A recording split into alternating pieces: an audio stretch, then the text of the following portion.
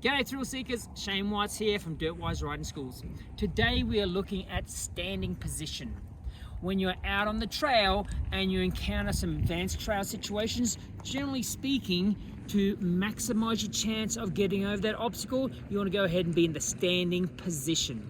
There are 6 key points associated with that standing position. We'll have a look at them real quick, talk through them, and then we'll apply them to the advanced trail situation here.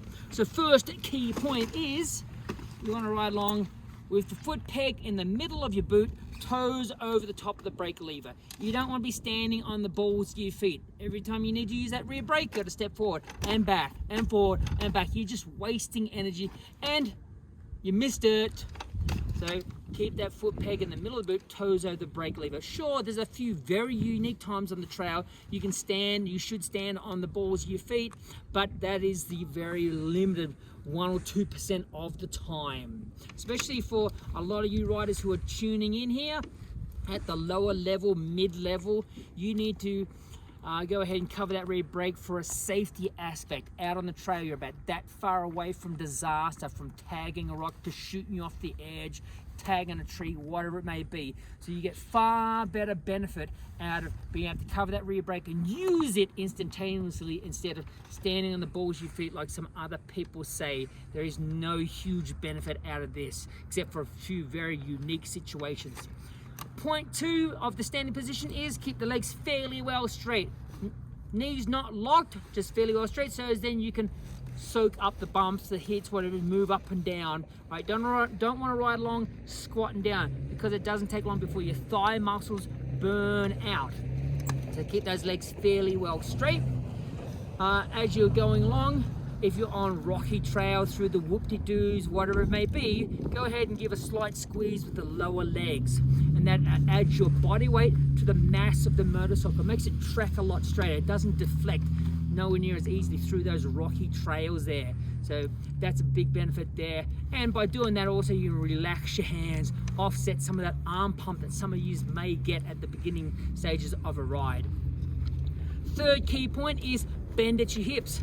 Get your upper body leaning forward like this. It's a lot like poking your butt out. This is the position you want to be in when you're cruising down the trail. Fourth key point is keep those elbows up as best as possible as you ride along. Gives you better range of motion for your steering, much easier to steer those handlebars, and also allows you to brace yourself from being thrown forward if you hit a creek bank, a rock ledge, an erosion ditch, a log, whatever it may be. And the other thing is when you're riding in deep sand, some of you guys may have experienced this before, you come along, you go to start turning into a corner, the front wheel wants to dive into the sand and knife on you. Keeping those elbows up allows you to brace those handlebars so it doesn't knife on you, you go flying over the hangers. All right, so the fifth key point is head over the handlebars, the front number plate region as you're cruising along. This is where you want to be. Yep, all good on that. As you're slowing down for a corner, doing some deceleration or going down a hill, you come back. The steeper the hill, the further back you go. All right, so all pretty good with that. Same thing for when you're accelerating. You come forward on those very steep uphills, come way out to the front of the bike. You extend all the way out. Your head's out nearly to the front of the mudguard there. So now that's the fifth key point. Sixth key point is fingers on the controls at all time. They're called the controls for a reason. Anyone know why?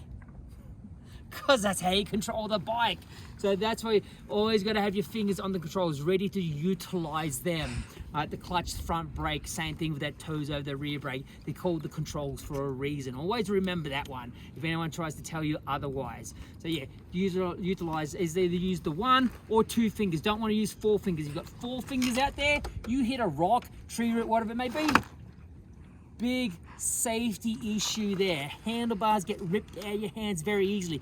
1 or 2 fingers over the front brake, other fingers around the handlebars, much safer. So that's definitely what you want to go ahead and do. All right, so there is those 6 key points of the standing position, of the riding position. I'll go ahead, whack the skid lid on, go ahead and hit this ledge here now. And you see where you can stand up, compress down on the suspension, loads up the suspension, gives more traction on the rear tire. You can see my rear tire, it is not very good. Not much knobby on there. All right, so I got to maximize the weight transfer down into that rear tire. So as it hooks up, do a bit of throttle and clutch, pop it out on the clutch whilst the throttle is on, get that front wheel up, and we are golden, good to go. You see the body move to the rear, to the front as necessary to overcome those acceleration forces and the hit of the log.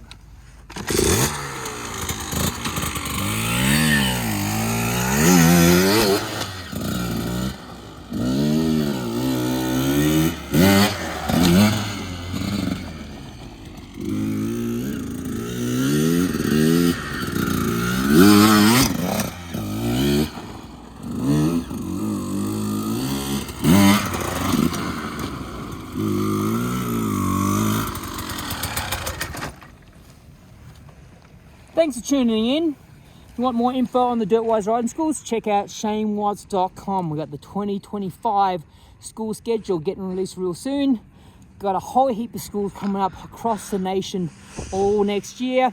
Looking forward to them. Hopefully we'll see one of you guys, some of you guys there.